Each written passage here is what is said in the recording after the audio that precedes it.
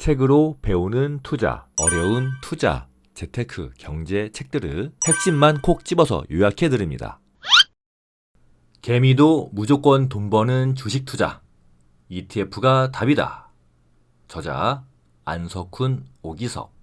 개미가 주식으로 부자 되는 가장 쉽고 확실한 지름길. 어떤 상황에서도 수익을 내는 고수들의 투자 비결. 시장을 이기는 강력한 전략. 그것은 바로 ETF.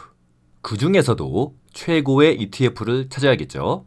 ETF 전문가인 저자가 추천해주는 ETF 포트폴리오를 공개합니다. 모든 투자자의 성향은 다릅니다.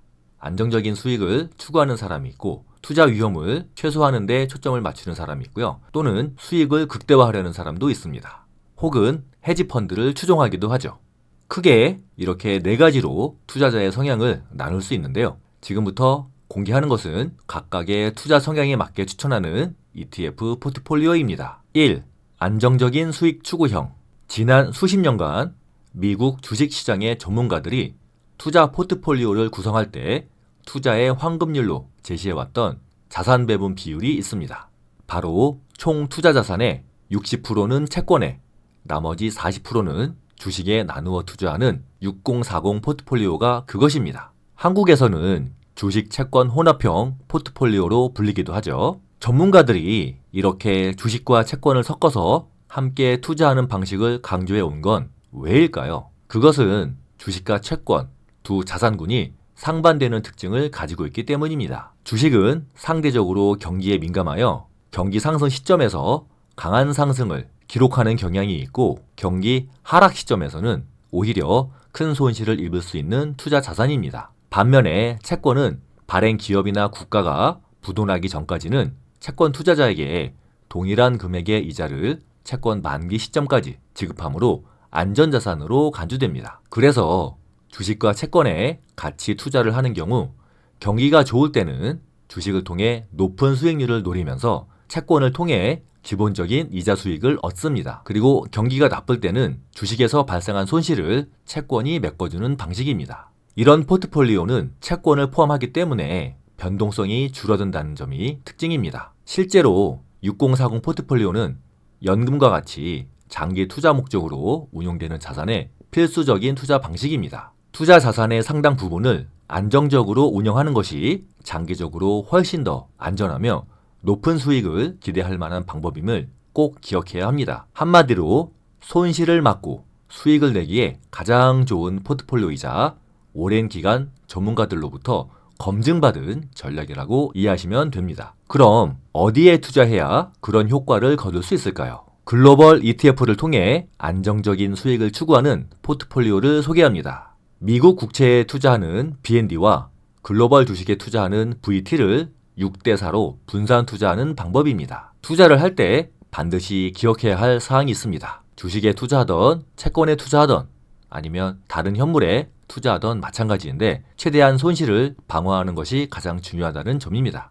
그래서 여기에서는 미국 국채에 60%를 투자하였습니다. 두 번째는 투자 위험을 최소화하는 포트폴리오입니다. 동일한 수익률을 달성해도 변동성이 작은 투자가 더 우수하다고 평가됩니다. 똑같은 10%의 수익률을 달성해도 20%의 큰 등락이 있는 것보다 안정적으로 1% 내외의 등락을 보이는 것이 더 좋은 투자 대상입니다. 사람들은 변동성을 줄이는데 큰 관심을 가지고 있습니다. 지수가 급락하는 사태가 왔을 경우에 대비해서 투자 위험을 최소화하기 위해서인데요.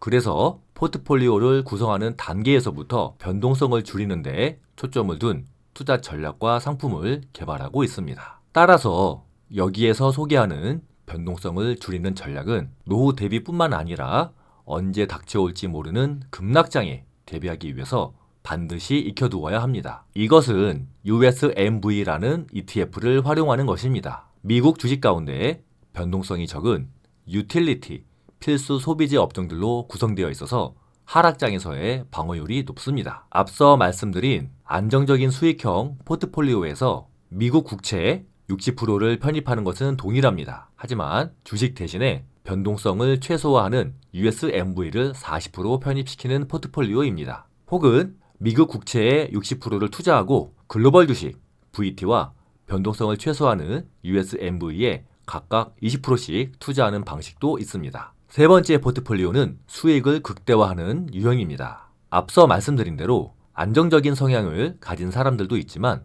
누군가는 리스크를 감수하며 수익률을 높여서 목돈을 만들고 싶어 합니다. 이럴 때는 공격적인 자산 배분을 통해 초과 수익을 추구하면서 동시에 안정적으로 수익을 실현할 수 있는 전략을 추구합니다. 주식은 회사별, 국가별 특징에 따라 다양한 성격을 지니고 있습니다.